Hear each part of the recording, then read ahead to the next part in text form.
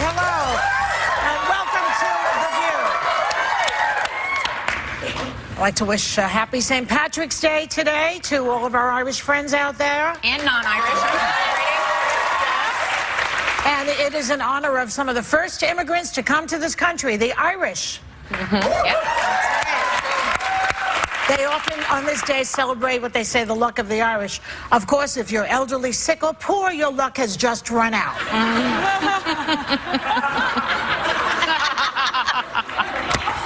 Did you think I would not talk about it? Just because, you know, what'd you say? I said it took 10 seconds. Yeah, for you to go there. Maybe less. I can't help it. It's so horrific and so horrendous. Just when you thought it was safe to stop talking about Trump, he unleashes his budget on us. He wants to cut clean water. He wants to stop helping old people and public education so we can all be as dumb as he is. It didn't take long. You could have shown a little arc here.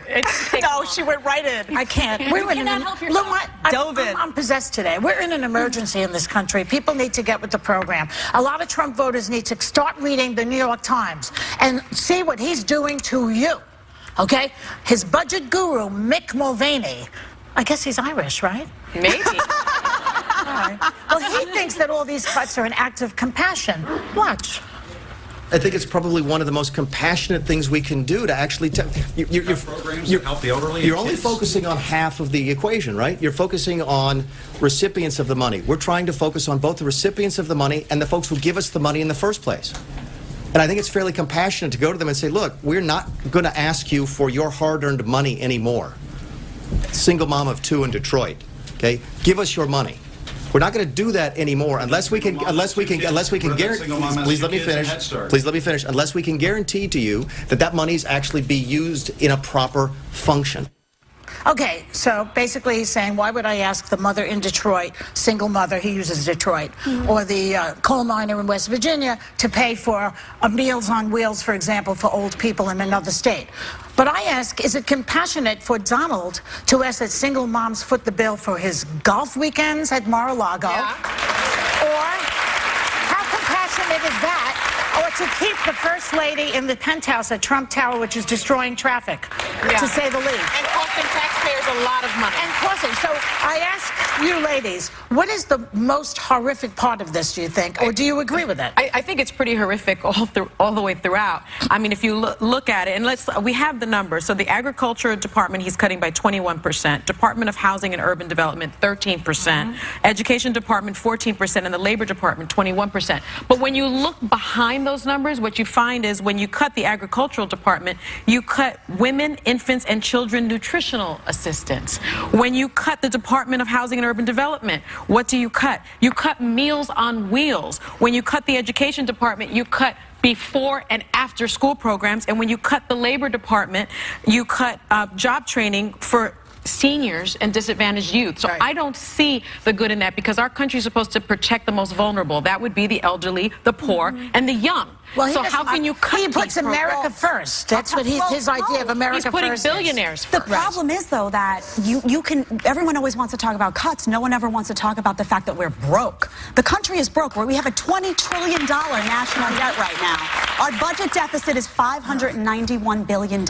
Somebody pays for that. There's not this pot of, everybody thinks there's this pot of gold or something, pot of gold and a leprechaun that are just going to administer the top 2% money. of our country? How about raising taxes? So I understand what he's saying. What he's saying is, why raise taxes? You can't just raise taxes to kingdom come. As Margaret Thatcher once said, eventually you run out of everybody else's money. How about raising them on the billionaires? So you can't tax your way out of that, though. They're putting their fair share in, and I'm one at a time. The thing I'm noticing is the cuts in one of the notes is the State Department. He's cutting the State Department, which is all about diplomacy and outreach to avoid wars. And they quote, most recently, a 2013 quote from General Mattis, where he said, if you're going to cut funding from the state, I'm going to have to buy more bullets. So you're increasing military, but cutting state, which is not a great combination. And secondly, the after-school programs were something that really bothered me. Before school programs. The around-school programs, we'll say. But they said there was was no proof that this works. And at one point he said something like, there's no proof that when you feed a child that they do better in school. I don't need them to do better in school. I need them to be fed. Why would we ever leave out kids? And they do better in school. When you look at the stats, they do. Even if they don't, if you have houses and families and people, that there were 300 million I can't read on an empty stomach, okay? You get angry.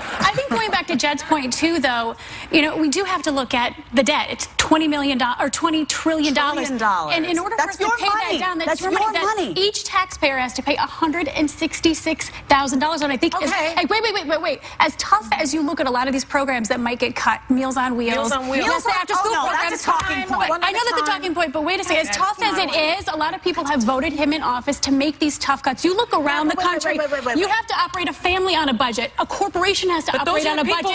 Who need these programs on a budget. They're also the ones paying for the programs. Meals on Wheels, by the way. Billionaires aren't paying their fair share. No, IRS filings. That's why. They pay 50% of their income in taxes. No, they don't. Yes, no, they don't. They use the AMT to evade taxes. Wait a minute. Why? Okay, one second. I'll be fiscally conservative. Why do I have to pay? Why do I have to pay? For example, it might be a small amount considering to get Hans and Fritz's vacation time. They go kill elephants. Why do I have to pay? Because for we that? unfortunately have to do that for every president. The same way President Obama went golfing, and it happens every time. Why do I have to pay for his trips to Mar-a-Lago? Because that's unfortunately the way it works when you're president. You get these perks, they all get it. But you are I don't think we should. You're Look, I think talking he should about stay put into his job. Fiscal That's right. responsibility. I'm also saying, no, Meals on Wheels, just 1 second, 3.3% of its funding comes from government sources. When you say they're cutting Meals on Wheels is largely funded by private people, by corporate grants, by individual contributions. So then what's the problem? People like my grandmother. Talk to the people like my grandmother that kept the Meals on Wheels kept her out of a nursing home. But he's not going to gut fed that. her every day. Listen to the numbers. But all I'm saying, no, Jed, no.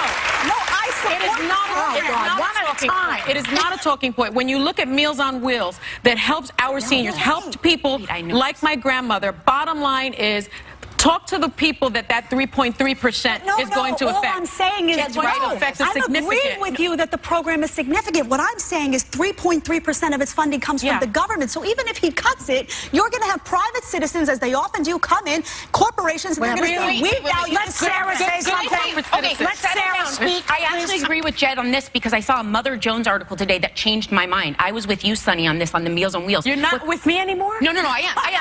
But what they were talking about is what they're cutting is not the program. There are these block grants that go to the states that they're saying that their states aren't spending them efficiently. So Meals on Wheels is not being cut. It's a tertiary part of blocking this one grant. It is being cut. Wait a second. Before we go, what's your excuse for cutting the EPA? Don't you like to drink clean water? We have to go. We have to go. We'll be right back with more Hot Topics.